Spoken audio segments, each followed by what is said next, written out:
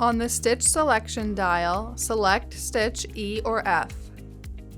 Attach the blind hem foot.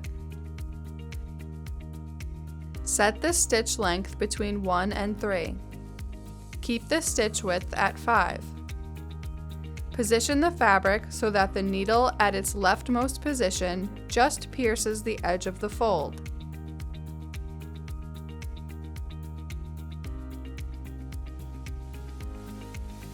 Turn the guide screw to adjust the guide aligning with the folded edge.